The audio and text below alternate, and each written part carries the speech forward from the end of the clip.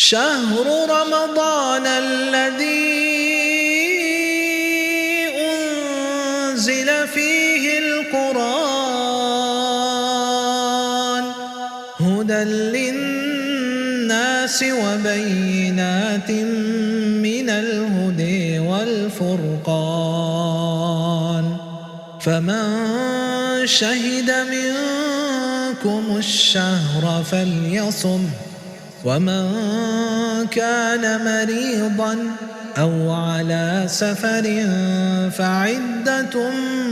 من أيام أخر يريد الله بكم اليسر ولا يريد بكم العسر ولتكملوا العدة ولتكبروا الله على ما هديكم ولعلكم تشكرون.